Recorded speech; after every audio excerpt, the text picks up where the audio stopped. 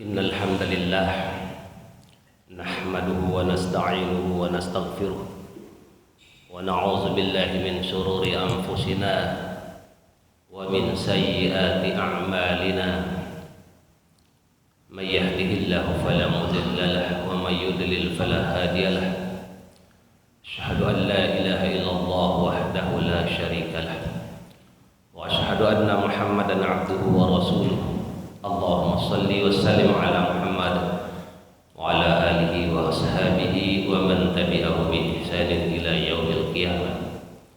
Wa qala Allah ta'ala fil Qur'anil Karim, ya ayyuhalladzina amanu taqullaha wa qulu qawlan sadida yuslih lakum a'malakum wa yaghfir lakum dzunubakum wa may yuti'illaha wa rasulahu faqad faza fawzan azima. Wahai kaum mukmin, taatlah kepada Allah dan berkatalah dengan perkataan yang jujur, perkataan yang benar. Jika kalian lakukan yang demikian itu, niscaya semua perbuatan yang kalian lakukan hasilnya pasti menjadi baik. Selain itu, Allah akan mengampuni dosa-dosa kalian. Siapa saja yang mengikuti Allah dan Rasulnya, maka dialah yang mendapatkan kemenangan yang besar. Bapak, Ibu yang dirahmati Allah, saya berbahagia sekali berada di tengah-tengah Bapak Ibu. Untuk pertama kalinya kami hadir di daerah Pekanbaru ini. Kami dalam rangka dakwah di Sumatera Barat, di Padang, Bukit Tinggi, kemudian Payakumbuh. Karena ketika berangkat hari Jumat yang lalu ke Sumatera Barat, kami harus transit 4 jam di Bandara Soekarno-Hatta. Lalu untuk pulang kami bertanya kepada panitia supaya tidak transit terlalu lama, bagusnya pulang lewat mana ke Yogyakarta. Lalu diusulkanlah melalui Pekanbaru. Naik mobil tadi pagi setelah subuh sampai di sini jam 10 pagi, alhamdulillah. Dan malam hari ini bisa berjumpa dengan Bapak Ibu sekalian. Mudah-mudahan pertemuan kita diberkahi Allah Subhanahu wa taala. Ma'asyiral muslimin rahimakumullah, mengawali tausiah kita ini, terlebih dahulu marilah kita memuji kebesaran Allah Subhanahu wa taala. Allah yang telah menjadikan orang-orang kafir sebagai manusia yang paling buruk di dunia ini. Innal ladzina kafaru min ahlil kitabi wal musyrikina fi nari jahannam khalidina fiha ulaika hum syarrul bariyah. Sesungguhnya orang-orang kafir dari kalangan Yahudi dan Nasrani dan orang-orang musyrik, mereka pasti masuk neraka dan kekal di dalamnya. Ulaika hum syarrul bariyah. Mereka semua adalah sejelek-jelek manusia. Jika Allah telah menilai orang kafir sebagai sejelek-jelek manusia, lalu masih ada orang Islam yang condong kepada orang kafir, ini tentu tidak wajar. Apalagi jika ada di antara orang Islam kok berjuang keras, berusaha keras menjadikan orang kafir sebagai pemimpin di tengah-tengah masyarakat mayoritas muslim. Kemudian kita patut bersyukur kepada Allah Subhanahu wa taala yang telah mengangkat harkat dan martabat orang-orang beriman sebagai manusia terbaik, sebaik-baik manusia di muka bumi ini. Innal ladzina amanu wa 'amilus shalihati ulaika hum khairul bariyah. Sesungguhnya orang-orang beriman itu dan beramal soleh, mereka adalah sebaik-baik manusia. Perbandingan ini perbandingan yang sangat luar biasa.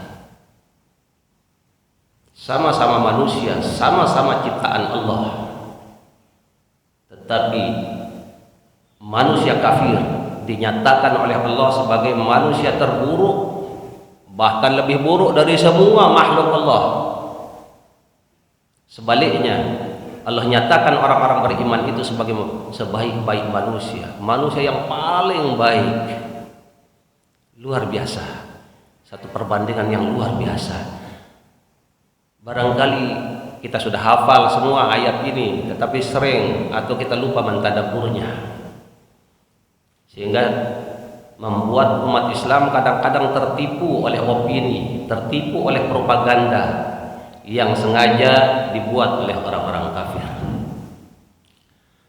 Selain itu, kami juga mengajak Bapak Ibu sekalian, kita doakan saudara-saudara kita di Suriah yang sekarang menghadapi ancaman pembunuhan, ancaman pembantaian, pemerkosaan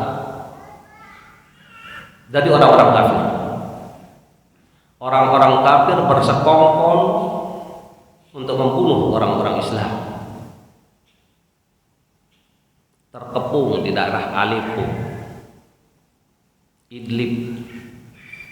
Kami pernah pada tahun 2014 1 bulan berada di daerah itu, alhamdulillah, dan menyaksikan semangat juang saudara-saudara kita para mujahidin yang luar biasa dan menghadapi kekuatan yang juga luar biasa. Mudah-mudahan Allah menolong mereka, memberikan kekuatan, keberanian, dan juga jiwa yang istiqomah untuk tetap berjuang meninggikan kalimat Allah menghadapi penguasa zalim Syiah Nusairiyah Bashar Assad. Bapak Ibu yang dirahmati Allah, yang membantai orang Islam di Palestina adalah orang kafir Israel. Yang membantai orang-orang Islam di Yaman adalah orang kafir Syiah. Yang membantai orang-orang Islam di Suriah adalah persekongkolan orang-orang kafir Nasrani, Syiah, dan juga komunis. Jadi orang kafir di seluruh dunia itu dari dahulu sampai hari kiamat menjadikan orang-orang Islam sebagai target karena kebencian, karena dendam. Orang kafir tidak pernah suka kepada orang Islam. Disebutkan di dalam Al-Quran, orang kafir tidak pernah suka kepada orang Islam. Orang Islam saja yang suka kepada mereka. Tidak suka orang kafir itu.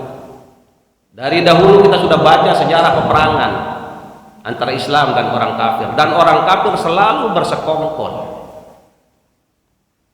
sesama kafirnya untuk melemahkan, menindas, menyakiti orang-orang Islam.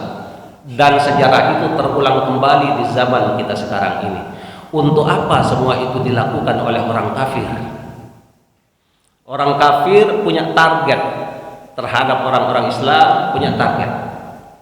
Salah satu target orang-orang kafir adalah sebagaimana diinformasikan di dalam Al-Quran, surat Al-Ankabut ayat 12, surat yang ke-29 di dalam urutan Al-Quran.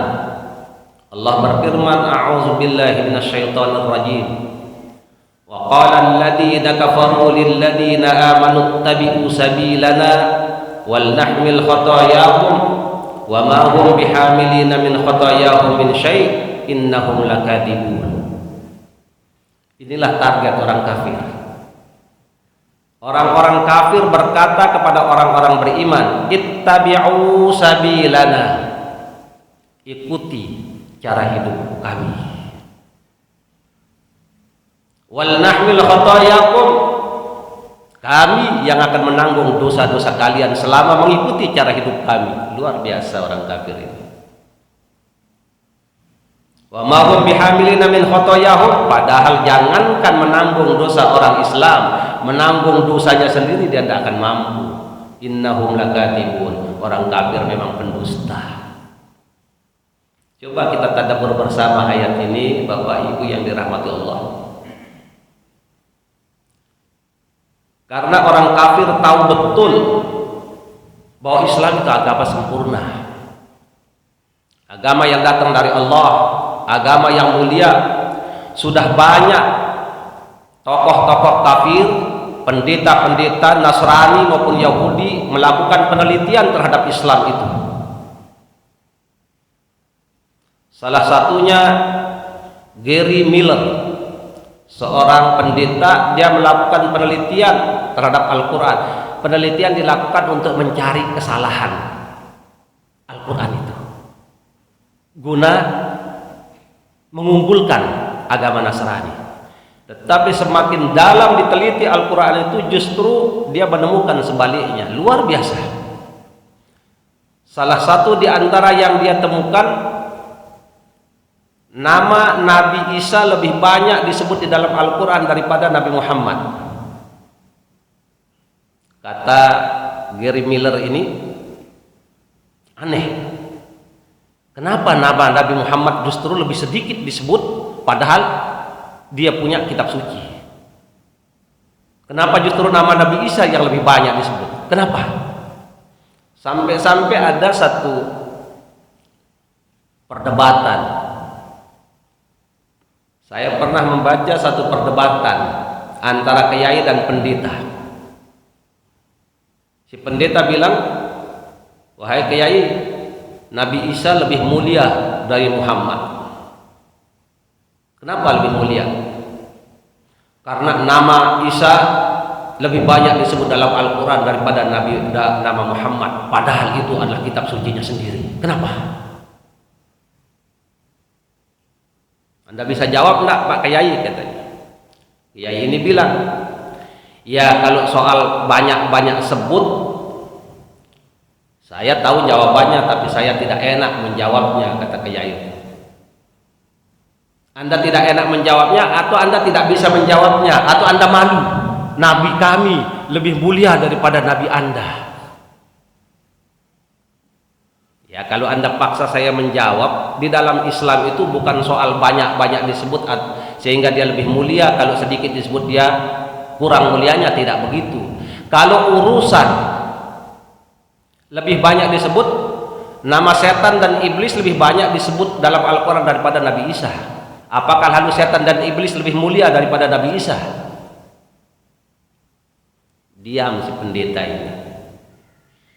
Argumentasi dilawan dengan argumentasi, hujah dengan hujah, logika dengan logika. Bapak Ibu yang dirahmati Allah Subhanahu wa taala, tetapi dalam kaitan ini kami ingin mengajak Bapak Ibu mentadabbur ayat tadi, surat Al-Ankabut ayat 12 itu. Kenapa begitu getol orang-orang kafir itu menggiring umat Islam supaya menjalani kehidupan ini seperti yang mereka lakukan?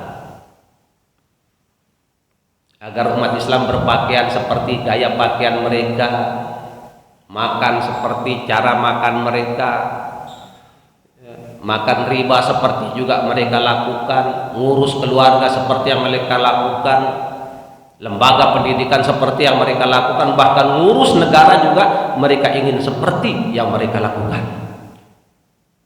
Untuk kepentingan ini, orang-orang kafir ini berupaya keras mengajak umat Islam agar sama dengan mereka. Bahkan untuk kepentingan ini dibiayai. Negara diberi hutang supaya mengurus negara seperti cara mereka. Bahkan mahasiswa-mahasiswa kita diberi beasiswa untuk kepentingan itu. Jika pulang nanti dari Amerika misalnya atau dari Inggris, dia membawa misi orang-orang kafir itu. Ittabi'u sabilana, ikuti gaya hidup kami. Kira-kira Ajakan orang kafir untuk mengikuti gaya hidupnya berpengaruh enggak kepada umat Islam? Kita rasakan enggak pengaruh itu sekarang? Coba kita lihat wanita-wanita kita mayoritas berpakaiannya seperti sekarang ini. Dari mana cara berpakaian semacam itu? Apakah Islam mengajarkan wanita-wanita kita berpakaian dengan cara setengah telanjang misalnya? Dari mana cara berpakaian semacam itu? Apakah Nabi Muhammad mengajarkan begitu? Apakah istri beliau mencontohkan cara berpakaian seperti itu? Tentu tidak. Jika hari ini umat Islam misalnya menyimpan uangnya di bank riba,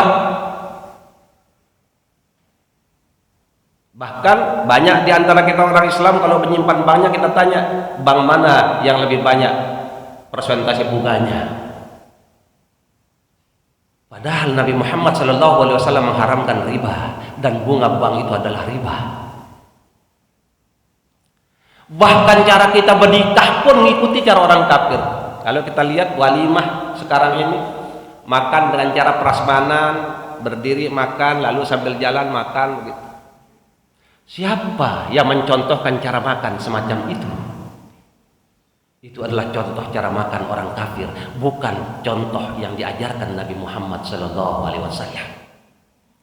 Kita bisa membuat agenda banyak sekali contoh-contoh bahwa kita ternyata sudah terpengaruh sangat hebat atas penggiringan opini untuk mengikuti gaya hidup orang kafir.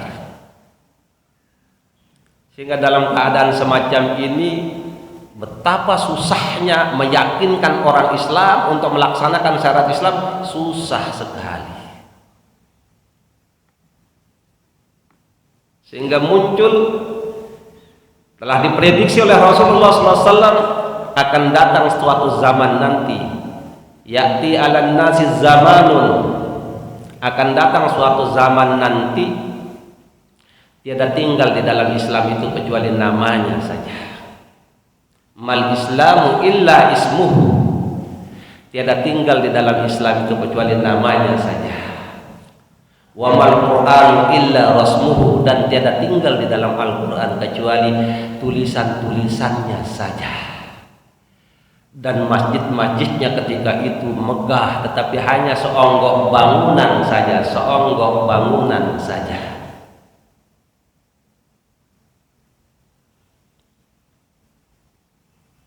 Hadis ini, nubuwah Rasulullah SAW ini berdimensi masa depan. Kita tidak tahu pasti apakah hadis ini dimaksudkan adalah zaman kita sekarang ini, kita tidak tahu pasti. Tetapi indikasi-indikasi yang ada di kalangan umat Islam hari ini, kayaknya hadis ini kita terkena dengan hadis ini. Tiada tinggal di dalam Islam kecuali namanya saja. Di negeri kita mayoritas beragama Islam, tetapi membuat satu undang-undang saja yang sesuai dengan syariat Islam, luar biasa alotnya di DPR, luar biasa alotnya. Untuk membuat satu aturan atau undang-undang satu saja mengharamkan judi atau mengharamkan minuman keras, sampai sekarang umat Islam tidak berhasil sama sekali. Padahal kita mayoritas. Yang di DPR mayoritas juga beragama Islam, menteri-menterinya juga beragama Islam, bahkan presidennya juga beragama Islam. Tiada tinggal di dalam Islam kecuali namanya saja. Tiada tinggal di dalam Al-Quran kecuali tulisan-tulisannya saja. Di zaman kita sekarang luar biasa. Quran kita ini kita tahu betul mulia, mengandung kebaikan-kebaikan. Seluruh kebaikan yang dihajatkan umat manusia ada di dalam Al-Quran. Tetapi Quran sekarang ini bahkan menjadi objek penghinaan. Objek penghinaan.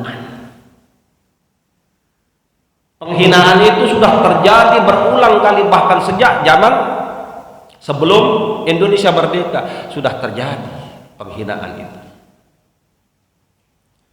Dulu pendiri Budi Utomo namanya Dr. Sutomo. Dia menghina Islam dengan mengatakan orang yang pergi haji itu adalah orang yang menyembah berhala Arab. Lebih mulia orang yang dikirim ke Digul karena membela tanah air daripada mereka yang berangkat ke Mekah, katanya. Dihina. Setelah itu, setelah kemerdekaan juga penghinaan berulang kali terjadi. Arswendo Wiloto menghina Nabi Muhammad dengan mengatakan ranking Muhammad berada di bawah ranking Arswendo Wiloto dalam satu polling pendapat yang dilakukan oleh tabloid Monitor ketika itu. Dan dia ditangkap dan dipenjara, diputus 5 tahun penjara. Begitu juga Lia Aminuddin yang kita kenal juga dengan Lia Eden, yang menyebut dirinya sebagai Jibril yang mendapatkan wahyu. Begitu juga yang melakukan Permadi, Ahmad Musaddiq, dan terakhir sekarang Basuki Cahayapurnama alias Ahok menghina Islam, menghina Al-Quran, tapi tidak merasa bersalah atas penghinaan itu. Terakhir dia mengatakan setelah mengikuti sidang ketiga, dia mengatakan jika nanti saya menang dalam Pilkada 2017 akan saya permalukan orang-orang yang menolak saya menjadi gubernur. Ngancam. Sudah salah, ngancem kan? Dia tantang kita sekarang. Dia tantang 7,5 juta umat Islam yang berada di Monas dan sekitarnya, yang kita kenal dengan aksi damai Monas 212. Ditantang jika saya menang, katanya, saya berhasil menjadi gubernur dalam Pilkada Februari 2017 nanti, akan saya permalukan mereka yang menentang saya menjadi gubernur DKI. Luar biasa si Ahok. Dia hina Al-Quran. Sekarang dia hina pembela Al-Quran. Dan itu dilakukan di tengah-tengah masyarakat yang mayoritas beragama Islam. Dari 17 orang presiden, dari 17 orang gubernur DKI, dia yang ke-17, dialah gubernur terburuk sepanjang sejarah Indonesia. Dialah yang mengatakan sebelum dia ditahan, dia pernah berkata akan memberikan pelacur sertifikat resmi agar bisa diketahui mana pelacur resmi dan mana pelacur partikelir atau swasta. Ahok yang mengatakan begitu. Belum pernah ada manusia di Indonesia ini yang berani mengatakan saya akan memberikan para pelacur di Indonesia ini sertifikat resmi, dan akan didirikan gedung untuk mereka. Dia juga yang mengatakan tidak masalah pergaulan bebas, melakukan seks bebas tidak masalah asal menggunakan kondom. Bapak Ibu yang dirahmati Allah, kita bisa menyebut satu demi satu kejahatan si Ahok. Untuk apa kita lakukan ini? Untuk membuktikan bahwa ternyata orang kafir itu memang manusia jahat itu. Jadi tidak salah apa yang telah dinyatakan Allah di dalam Al-Quran ini, memang benar adanya bahwa orang kafir itu adalah manusia paling jelek. Segala kejahatan yang diharamkan oleh Islam justru dihalalkan oleh orang kafir. Siapa yang menghalalkan minuman keras? Orang kafir. Siapa yang menghalalkan judi? Orang kafir. Islam tidak mengajarkan, bahkan mengharamkan itu semua. Siapa yang juga sekarang merusak generasi kita dengan narkoba? Siapa? Orang kafir. Ketika kita mengetahui komunis Cina mengirim narkoba melalui pipa reklamasi Jakarta itu, setelah ketahuan oleh BNN, ketua BNN lalu menelpon menteri pemerintahan Cina menunjukkan keberatannya atas hal itu. Apa kata si menteri yang ditelepon itu? Dia katakan Di negara kami tidak ada satu larangan pun terhadap rakyat untuk memproduksi apapun juga, dan untuk dikirim ke luar negeri, dijual ke luar negeri, tidak ada larangan sama sekali. Satu-satunya larangan di negara kami adalah melawan negara atau melawan pemerintah. Karena itu maka kita tahu mereka juga mengakui suplai narkoba paling banyak di Indonesia, ke Indonesia siapa? Dari kami, dari Cina. Ekspor pelacur dari Cina juga. 2 atau 3 hari yang lalu kita sudah baca imigrasi menangkap 100 pelacur Cina. Itu yang ketahuan, 100 pelacur.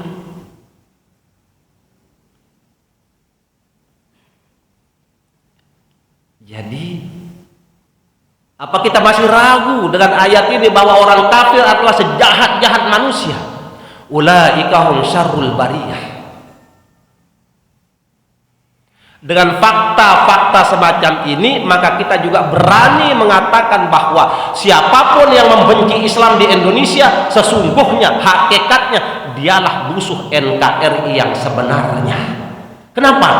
Karena seluruh kebaikan yang dicita-citakan oleh bangsa Indonesia, yang dicita-citakan oleh kemerdekaan, ada di dalam Islam. Negara kita sudah menyatakan bahwa pelacuran, miras, narkoba itu adalah penyakit masyarakat, dan Islam mengharamkan itu. Karena itu sekarang kita balik logikanya. Selama ini orang-orang sekuler mengatakan, orang-orang liberal mengatakan,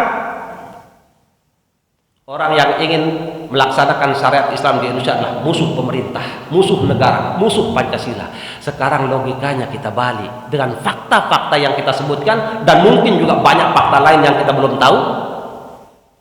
Kita bisa katakan siapapun yang membenci Islam di negeri ini, bahwa sesungguhnya dialah musuh NKRI yang sebenarnya.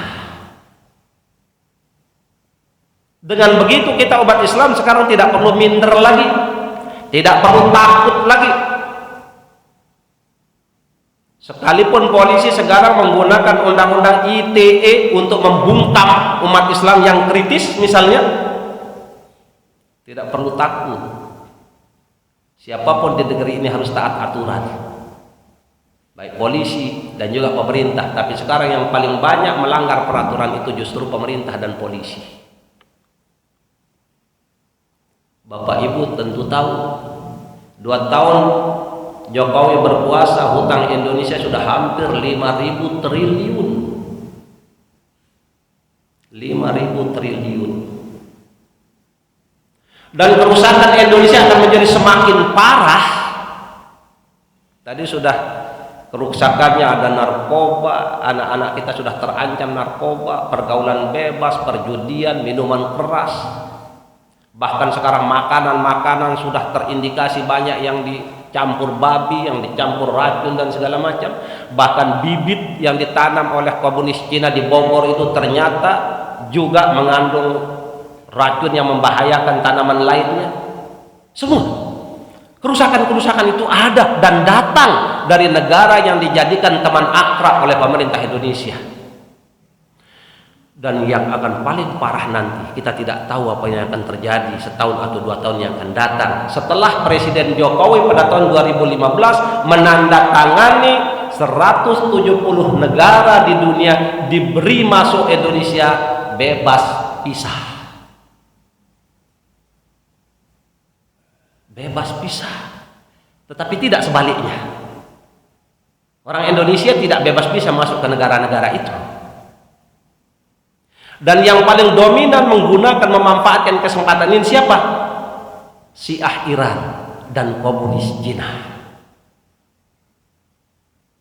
Maka di Indonesia bagian timur kita sudah dengar, sudah dikibarkan bendera Cina, dan beberapa jalan di situ sudah dibuat jalan dengan aksara Cina, jalan Peking, jalan Beijing. Di Indonesia bagian timur terjadi kerusakan. Jika dalam 1 tahun ini nanti orang-orang asing yang masuk ke Indonesia semakin banyak, Sementara rakyat Indonesia semakin terpuruk, semakin terpuruk, semakin terpuruk.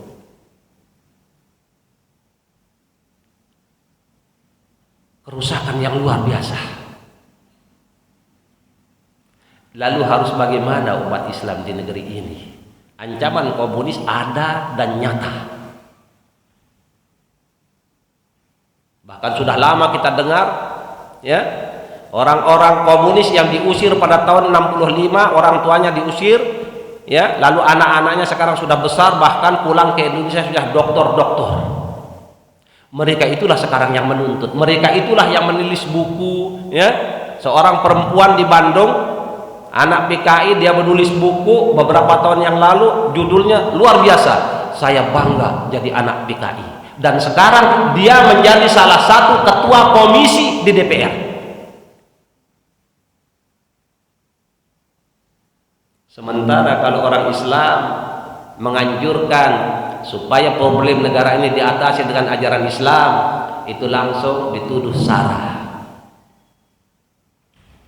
Inilah upaya-upaya menggiring umat Islam untuk menjalani kehidupan ini seperti yang diinginkan orang kafir.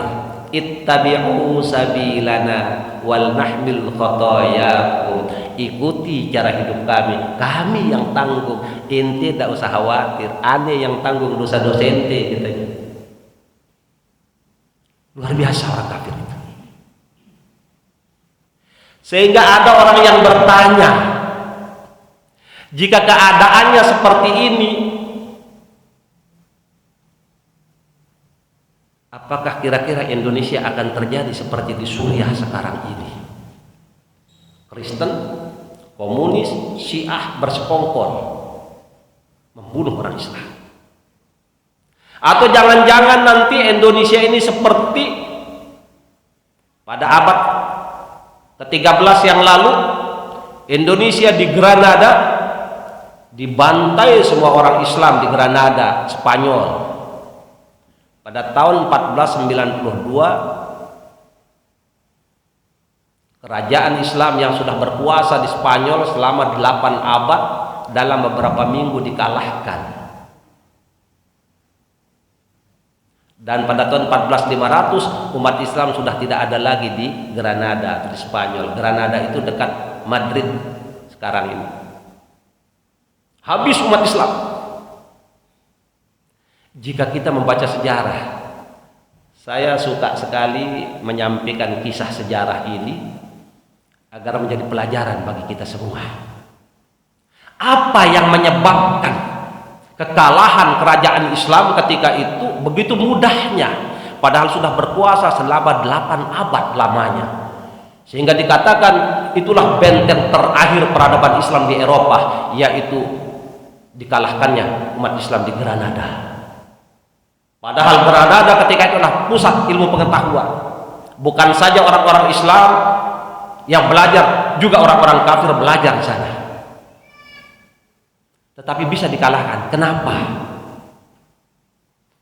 Rajanya bernama, raja Kristen bernama Ferdinand, yang kemudian menikah dengan Ratu Isabella. Kedua kerajaan ini kemudian karena dia sudah menikah lalu bersekongkol untuk mengenyahkan kerajaan Islam dari Eropa ketika itu.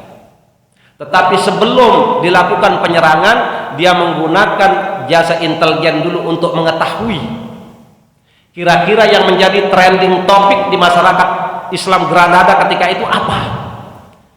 Rupanya gaya polisi yang sekarang menggunakan cyber media itu sudah lama juga digunakan. Ya, sekarang kan untuk mencari trending topik ya di masyarakat kayak apa menggunakan cyber media. Itu sudah lama dilakukan, ternyata dilakukan oleh Raja Ferdinand. Dia kirim, dia utus mata-mata ke Granada untuk mengetahui kira-kira apa yang menjadi opini, yang menjadi viral di masyarakat ketika itu. Dengan mengetahui itu, maka dia akan tahu seperti apa kondisi kekuatan dan kelemahan umat Islam atau kerajaan Islam ketika itu. Diutuslah mata-matanya. Beberapa hari keliling di masyarakat. Si mata-mata ini berkeliling mencari tahu apa yang menjadi opini masyarakat ketika itu. Keadaannya bisa dilihat dari opini masyarakat yang berkembang. Lalu dia menemukan seorang pemuda kecil sedang menangis.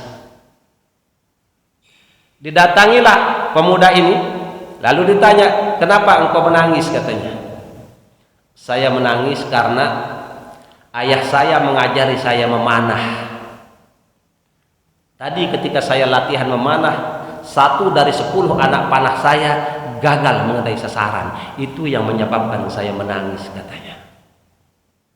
Lalu si mata-mata Kristen ini mengatakan, bukankah engkau bisa mengulanginya kembali, mengulanginya dan mengulanginya kembali? Kenapa harus bersedih? Si pemuda kecil ini menjawab yang membuat si mata-mata Kristen itu tercengang.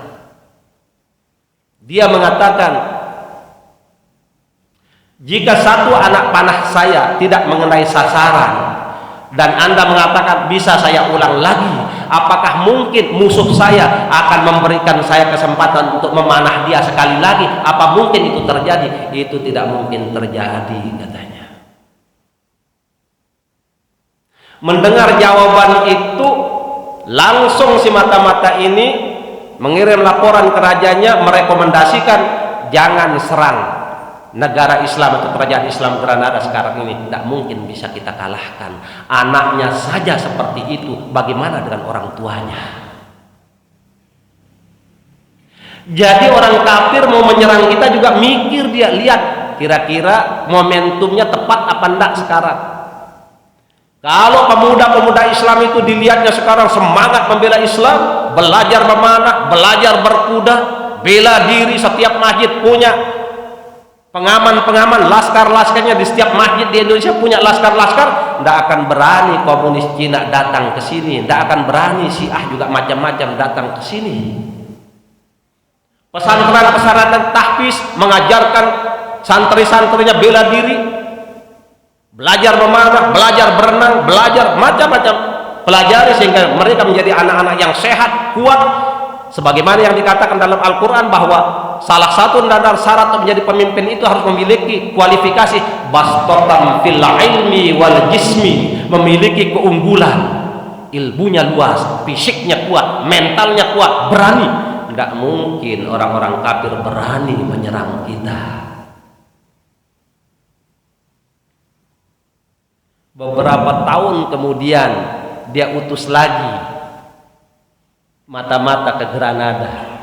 Setelah melihat itu beberapa tahun, jangan menyerang negara Islam sekarang ini, jangan serang kerajaan Islam Granada sekarang ini, tidak mungkin bisa kita kalahkan. Ini sejarah ini sekarang sudah beredar di medsos dan banyak sekali dibaca orang, dan saya suka betul menyampaikan kisah ini untuk menjadi tadabbur bagi kita. Lalu beberapa tahun kemudian Raja Ferdinand kirim lagi mata-matanya. Dalam kisah sejarah itu menyatakan, lalu bertemulah si mata-mata ini dengan seorang pemuda dewasa. Si pemuda dewasa ini dilihat sedang bersedih, lalu dia didatangi, apa yang menyebabkan Anda bersedih? Saya bersedih karena baru saja saya ditinggal oleh kekasih saya, katanya. Maka langsung si mata-mata ini mengirim, merekomendasikan kepada rajanya, sekaranglah momentum yang tepat untuk menyerang Granada, kita pasti akan mengalahkan mereka. Artinya apa? Jika pemuda-pemuda Islam itu sibuk dengan urusan-urusan dunia, sibuk dengan pacarnya, sibuk dengan pergaulan bebas, sibuk dengan usaha bisnisnya, sibuk dengan jabatannya, sibuk dengan hal-hal yang bersifat duniawi, lalu lupa dia dengan agamanya, lupa dengan akhiratnya, saat itulah musuh-musuh Islam akan dengan mudah mengalahkan kita. Pertanyaannya sekarang, kira-kira generasi muda Islam Indonesia ada di momentum yang mana? Apakah berada dalam momentum seperti anak kecil tadi yang ahli memanah, atau yang kedua ini, pemuda Islam Indonesia hari ini? Di mana? Masing-masing kita tentu bisa menjawabnya. Inilah problem kita, dan inilah yang digunakan sekarang oleh orang-orang kafir merusak generasi muda kita. Seorang Perdana Menteri Inggris abad ke-19, William Gladstone, dia pernah mengatakan, kita tidak mungkin mengalahkan umat Islam dalam peperangan selama mereka berpegang teguh pada Al-Quran. Oleh karena itu menjadi tugas kita sekarang adalah menjauhkan generasi muda Islam dari Al-Quran. Dan caranya yang paling efektif ada dua. Buat pemuda-pemuda Islam cinta kepada minuman keras dan cinta kepada seks. Dua hal ini jauh lebih dahsyat pengaruh buruknya daripada 1000 bom sekalipun, katanya. Maka jika kondisi kita umat Islam hari ini seperti itu, jauh dari Al-Quran, pemuda-pemuda kita di kota maupun di kampung doyan betul minuman keras, wanita-wanita kita, pemuda-pemuda kita bergaul bebas, mungkin bukan mustahil peristiwa Granada akan terjadi di Indonesia.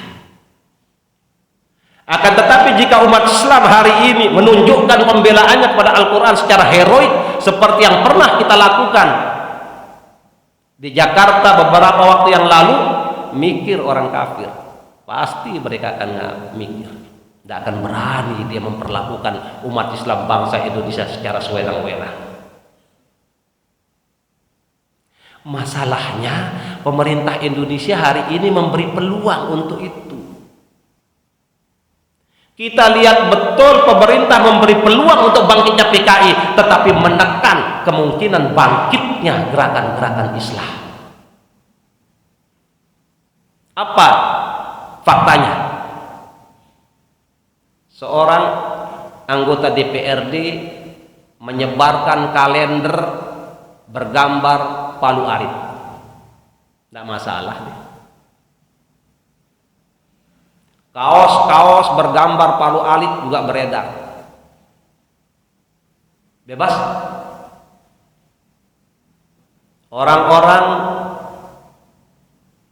Neo PKI juga bebas sekarang berkumpul. Bahkan setelah pemerintahan Jokowi ini membolehkan orang asing mendirikan ormas di Indonesia, belum lama ini sudah berdiri ormas komunis di Jakarta. Ormas komunis berdiri legal formal. Coba, ini pemerintahan Jokowi ini kira-kira berpihak kemana ini? Sudah memberikan 170 negara bebas visa masuk Indonesia, juga sekarang memberikan kesempatan bagi LSM asing, ormas asing berdiri di Indonesia secara legal. Maka jika pemuda Islam sekarang ini males, ya, gerakan-gerakan Islam mulai lesu, ini kesempatan luar biasa bagi mereka, orang-orang komunis ini. Saya ingin bersama-sama dengan Bapak Ibu sekalian, ya, melihat semua fenomena-fenomena ini secara kritis agar kita nanti tidak sudah terlambat. Bahwa kita menunjukkan spirit Islam belum lama ini itu luar biasa, menggentarkan musuh Islam. Belum pernah ada fatwa ulama di Indonesia bahkan di dunia yang didukung dan dibela dan dikawal seperti fatwa berkaitan dengan Al-Quran surat Al-Maidah ayat 51. Ya ayyuhalladzina la amanu la tattakhidul yahuda wan nasara awliya. Wahai orang-orang beriman, jangan jadikan orang kafir, Yahudi dan Nasrani sebagai pemimpin. Jika umat Islam berpegang teguh kepada ayat ini, tidak akan mungkin tanpa reklame, tanpa kampanye, tanpa duit, tidak akan mungkin orang kafir bisa menjadi penguasa di negeri ini. Tidak akan mungkin ada orang Kristen menjadi gubernur, menjadi bupati, menjadi wali kota. Tidak mungkin. Tetapi gara-gara umat Islam tidak berpegang teguh kepada ayat ini, bahkan mengabaikan ayat ini, maka yang terjadi di Solo yang jelas-jelas mayoritas Islam, wali kotanya Nasrani. Di Jakarta jelas mayoritas dari 8 juta penduduk Jakarta mayoritas beragama Islam. Ahok yang kafir bisa menjadi pemimpin, menjadi gubernur. Kenapa? Karena itu kita harus banyak menyalahkan diri kita sendiri sekarang, gara-gara tidak berpegang teguh pada Al-Quran ini. Ini baru satu ayat kita tidak berpegang teguh, sudah peristiwa negeri ini kayak begini. Bagaimana jika kita memang tidak berpegang teguh kepada Al-Quran yang 6.326 ayat ini, hanya sebahagian kecil saja kita laksanakan yang berhubungan dengan ibadah mahdhah misalnya, sementara yang lainnya kita abaikan saja. Pantas negeri kita sekarang ini dikuasai komunis, politiknya dikuasai komunis, ekonominya dikuasai Cina komunis. Pantas saja. Maka fakta ini seharusnya membuat kita sadar betul dan memahami di mana posisi kita. Suriah harus menjadi contoh bagi kita. Wanita-wanitanya tidak aman, pemuda-pemudanya tidak aman, anak-anak kecil, orang-orang tua tidak aman. Dan memang dalam sejarah ini komunis sangat jahat. Syiah jauh lebih jahat lagi dari komunis. Maka jika dua kekuatan ini bersekongkol, Syiah dan komunis, itu malah petaka bagi dunia ini, malah petaka. Dan itu ditunjukkan sekarang di Suriah.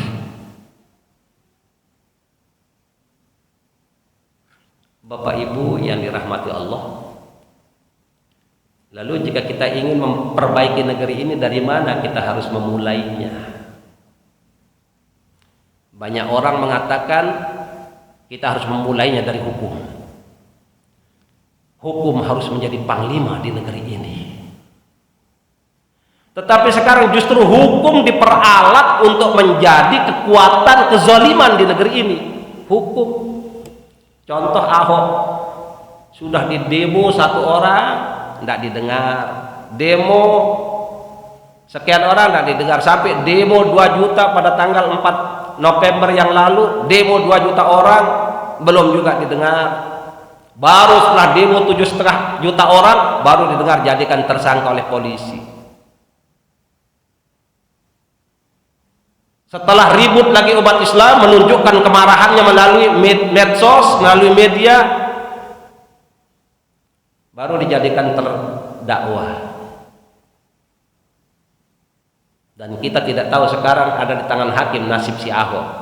Polisi sudah lepas tangan dengan menjadikan Ahok tersangka, dikirim ke jaksa. Jaksa sudah lepas tangan setelah dijadikan terdakwa oleh jaksa sekarang ini, tinggal hakim. Kira-kira kalau Ahok dibebaskan, apa harus demonstrasi 15 juta orang lagi? Hukum gagal menegakkan keadilan. Padahal yang dituntut oleh umat Islam hanya tegakkan keadilan bagi penista Al-Quran.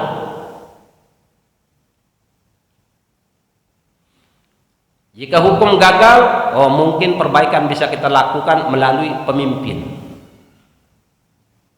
melalui presiden. Di Indonesia ini ada presiden, seorang politisi hasil revolusi menjadi presiden Indonesia bernama Insinyur Soekarno. Indonesia justru dijadikan sebagai tempat habitat komunis, ya, dalam kabinet Nasako.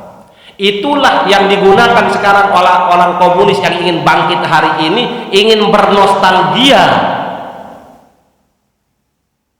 dengan masa lalu mereka di zaman Orde Lama. Mereka bilang sekarang di zaman Orde Lama dulu kami ikut pemerintah, kami juga menjadi bahagian dari pemerintahan di Indonesia ini. Lalu kenapa sekarang kami dibenci? Mereka ingin bernostalgia sekarang ini. Sangat boleh jadi Putri Soekarno ingin juga bernostalgia, ingin menjadikan Indonesia seperti masa-masa Nasakom dahulu. Karena apa? Dia sudah ngomong di media. Apa sih salah Ahok?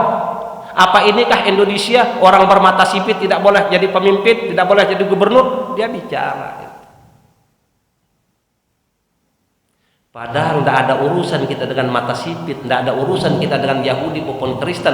Tetapi omongannya yang menista Al-Quran, kenapa tidak dipersoalkan? Indonesia juga pernah dipimpin oleh Presiden Jenderal Bintang 5 Soeharto, sang bapak pembangunan. Kita sudah kenal korupsi merajalela, kelenik merajalela. Lalu diganti dengan seorang presiden ber-IQ tinggi bernama Profesor Dr. B.Y. Habibie. Orang Indonesia tidak suka dipimpin oleh orang pintar. Karena itu tidak sampai 2 tahun Habibie berkuasa, dilengsarkan. Kenapa? Mereka sudah tahu rencana Habibie, 2 tahun pemerintahannya dia akan membangun nuklir di Kalimantan.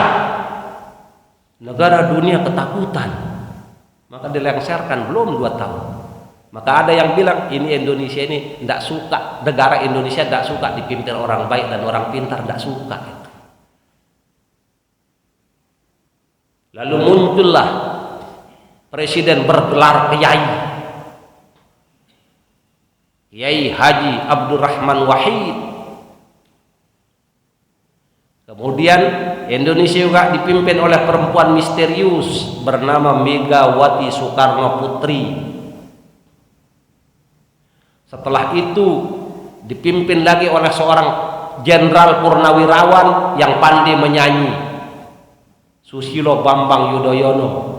Dan sekarang Indonesia dipimpin oleh seorang anak desa, sarjana kehutanan dari UGM bernama Joko Widodo. Dari satu demi satu presiden ini, kenapa Indonesia hari ini kayak begini-begini aja? Kenapa? Ya, kita ini orang Islam mestinya mikir. Ini presiden sudah 7 kali ganti berganti dengan macam-macam ini, kok Indonesia kayak gini-gini aja? Nggak ada hebat-hebatnya Indonesia. Umat Islam juga nggak bagus-bagus amat nasibnya. Semua fakta ini harus menjadi motivasi untuk membangkitkan kesadaran umat Islam di negeri ini. Ternyata kepemimpinan ini menjadi penyebab utama keterpurukan bangsa Indonesia dari segala aspek kehidupan. Karena itu seharusnya Indonesia ini dipimpin oleh orang-orang yang beriman, yang ahli Quran, ahli tata negara, ahli politik, ahli hadis. Kira-kira punya enggak kita orang semacam itu? Saya teringat tadi pada akhir kisah yang saya sebutkan tadi, kisah Granada tadi, yang terakhir menjadi raja di Granada yang dikalahkan itu namanya Raja Muhammad XII. Ketika dia meninggalkan Granada, sebelum dia berjalan jauh, dia berdiri di atas perbukitan di sana, lalu dia menoleh melihat Alhambra, ya, gedung yang indah dengan seni arsitektur Islam yang luar biasa. Lalu dia menangis. Ibunya yang menyaksikan keadaan anaknya yang menangis itu dengan rasa jengkel, marah, sedih bercampur aduk, dia katakan kepada anaknya, "Wahai anakku, untuk apa kamu menangis seperti perempuan setelah kamu tidak mampu membela negaramu sebagaimana seharusnya seorang laki-laki?" Saya ingin betul sekarang ini jika ibu-ibu sekarang ini seperti ibunya Raja Muhammad XII di Granada itu, menyiapkan kader-kader muda. Anak-anak kita serahkan ke lembaga pendidikan tahfiz, pesantren tahfiz misalnya, selesai lulus dia masuk kampus, nanti dia menjadi doktor di bidang ekonomi, doktor di bidang teknologi, doktor di bidang tata negara, doktor di bidang politik. Maka kita akan menyaksikan 10 atau 20 tahun yang akan datang Pemuda-pemuda Islam yang jadi imam sholat kita adalah seorang doktor ekonomi hafal Quran. Sehingga yang menjadi menteri nanti seorang profesor doktor di bidang tata negara, ahli fikih, ahli hadis. Jika keadaan itu terjadi, baru kita bisa berharap Indonesia ini akan berlaku syariat Islam. Kalau kita sekarang berharap berlakunya syariat Islam, siapa yang mau diharap?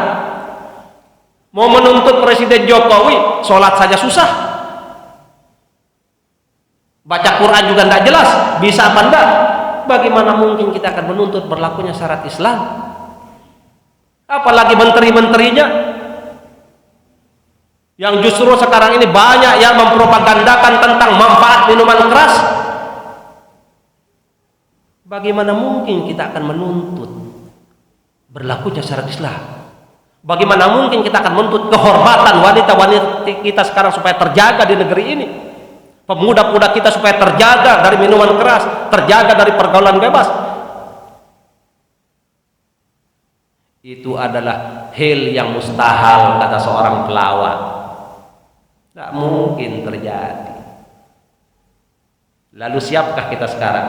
Bapak-bapak, ibu-ibu semuanya siap mendidik kader-kader muda Islam sehingga mereka kelak akan memiliki apa yang kita sebutkan tadi, bastatan fil ilmi wal jismi, memiliki kualitas ilmunya yang hebat, yang luas, pemberani, mentalnya kuat, militan, tidak mungkin bisa digiring oleh orang-orang kafir untuk mengikuti pola hidup orang kafir, tidak akan terjadi itu.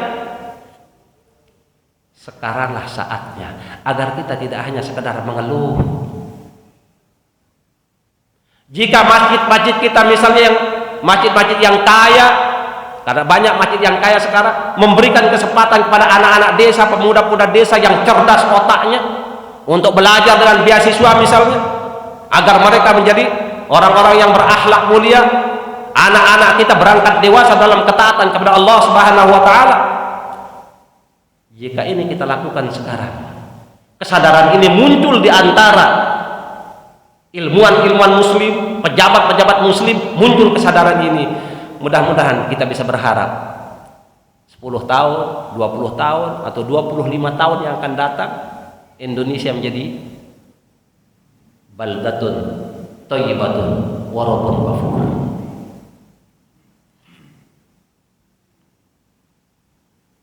Bapak Ibu yang dirahmati Allah, akan tetapi yang banyak terjadi sekarang, justru banyak umat Islam yang salah paham terhadap Islam. Maka penting sekali bagaimana memahamkan umat Islam dengan pemahaman yang benar terhadap Al-Quran, yang benar terhadap Islam. Contoh salah paham itu apa? Satu persoalan saja. Umat Islam wajib memilih pemimpin yang Islam. Itu berbeda pendapat kita. Justru yang terjadi sekarang banyak tokoh-tokoh Islam yang justru mengatakan, ada seorang tokoh mengatakan Ahok itu orang baik, itu kenapa diperlakukan seperti sekarang, katanya. Orang baik. Dia tidak baca ayat tadi surat Al-Bayyinah ayat 6 yang kita bacakan tadi, bahwa orang kafir itu adalah syarrul bariyah, tidak baca dia itu. Ada juga tokoh-tokoh Islam tidak tanggung-tanggung, ya, ketika kita melakukan demonstrasi kemarin di Monas itu, selain hambatan-hambatan yang dilakukan oleh aparat keamanan, ulama-ulama pun diminta buat fatwa bahwa sholat Jumat di jalan itu tidak sah, katanya. Ada juga gerakan Islam yang mencoba menggembosi kehadiran kita di Monas. Dia melihat wanita-wanita banyak ikut demonstrasi ke sana, lalu ada salah satu tokoh gerakan Islam mengatakan, untuk apa wanita diikutkan dalam demonstrasi? Demonstrasi itu sendiri bukan cara sunnah untuk meraih cita-cita, untuk meraih kemenangan. Untuk apa wanita diikutkan dalam demonstrasi? Karena apa? Wanita, kata dia, wanita hanya boleh keluar dalam 3 momentum saja, katanya. Saya tidak tahu, mungkin Bapak Ibu pernah mendengar ucapan ini yang muncul dari tokoh-tokoh gerakan Islam di Indonesia. Dia mengatakan wanita hanya boleh keluar dalam 3 momentum saja. Pertama, wanita keluar dari rahim ibunya. Yang kedua, wanita hanya boleh keluar bersama mahramnya. Dan yang ketiga, wanita hanya boleh keluar ketika dia diusung dalam keranda mayat pergi ke kuburan. Selebih itu wanita tidak boleh keluar rumah. Omongan macam apa ini? Tapi yang ngomong seperti ini bergelar ustaz, tokoh, ngomong seperti ini. Inilah keadaan kita umat Islam hari ini. Sehingga ketika saya membaca salah satu ayat Allah di dalam Al-Quran surat Al-Kahfi ayat 103, di situ Allah berfirman, a'udzubillahi minasyaitonir rajim, qul hal nunabbiukum bil akhsyarina a'mala alladzina dhalla sa'yuhum fil hayatid dunya wa hum yahsabuna annahum yuhsinuna sun'ah. Katakanlah wahai Muhammad, apakah belum kami jelaskan kepada kalian tentang orang yang paling rugi amal perbuatannya, yaitu orang-orang yang melakukan kesesatan sepanjang hidupnya di dunia ini, tapi dia merasa melakukan hal yang sebaik-baiknya. Ya, Masya Allah, sekarang ini banyak kita lihat orang Islam menolak syariat Islam, merasa benar dengan penolakannya itu. Wanita-wanita kita menolak mengenakan pakaian yang menutup auratnya, dia merasa benar dengan penolakannya itu atas nama tradisi adat istiadat negara kita. Bahkan ini tokoh-tokoh yang menganjurkan, mendorong, condong supaya orang kafir menjadi pemimpin, merasa benar dengan kecondongannya itu. Inilah orang yang paling rugi amal perbuatannya. Coba kita tadabbur ayat ini. Kita tadabbur bersama. Jangan-jangan kita juga dalam banyak hal, dalam berbagai aspek kita terkena dengan ayat ini. Orang yang paling rugi amal perbuatannya adalah mereka yang melakukan kesesatan, melakukan kesalahan, melakukan dosa, tetapi merasa melakukan hal yang benar, merasa melakukan hal yang sebaik-baiknya. Saya ingin mengajak Bapak Ibu mentadabbur ayat ini dari sudut pandang sebuah kisah tentang seorang ulama tabi'in. Ada seorang ulama tabi'in pernah ingin menjual kain tenunannya ke pedagang kain. Dia bawalah, setelah dia berikan pedagang kain itu, diperiksa oleh si pedagang kain. Dia katakan, ya Syekh, kain tenunan Anda ini sangat bagus, sayang ada cacatnya. Mendengar hal itu, sang ulama ini lalu tertegun, kemudian dia mencucurkan air mata. Kata si pedagang kain, kenapa Anda mencucurkan air mata? Jika karena saya tidak mau membeli kain ini karena ada cacatnya, saya akan bayar dia dengan harga yang pantas. Ya Syekh, katanya. Kata Syekh, bukan karena Anda menolak membeli kain saya menangis, bukan. Tetapi saya bersedih karena sudah berbulan-bulan saya tenun kain ini dan saya yakin kualitasnya kualitas bagus, tetapi di mata seorang ahli kain seperti Anda ada cacatnya. Itu yang membuat saya sedih. Bagaimana jika sholat saya, puasa saya, zakat saya, haji saya, dan amal ibadah saya yang lain yang saya yakini selama ini saya laksanakan benar menurut Quran dan Sunnah, benar menurut Allah dan Rasulnya, tapi kelak di hadapan yang maha ahli Allah Subhanahu wa ta'ala ada cacatnya. Itu yang membuat saya bersedih. Seorang ulama saja seperti itu. Ya, jangan-jangan sholat saya yang saya yakini benar menurut Allah dan Rasulnya, tapi ternyata kalau ada cacatnya, pantas kita bersedih. Seharusnya orang yang paling pantas bersedih adalah kita yang ilmunya terbatas, amalnya terbatas. Yang terbatas itu juga tidak jelas apa benar, apa salah, tidak tahu karena kita bukan ahli agama. Kita yang seharusnya lebih bersedih. Mari kita tadabbur ayat ini dan mari kita koreksi diri kita masing-masing. Dari hasil koreksi inilah mari kita bangkit. Kita pandang dunia ini seluas-luasnya, kita saksikan dan kita posisikan umat Islam pada posisi yang tepat. Apa yang harus kita lakukan di negeri ini sekarang? Ini yang penting. Ya, seperti pertanyaan banyak orang setelah aksi damai 212, Ahok tidak ditahan, Ahok tidak dihukum, apa yang akan kita lakukan? Saya yakin belum ada jawabnya sampai sekarang. Ya, kita belum punya jawabannya.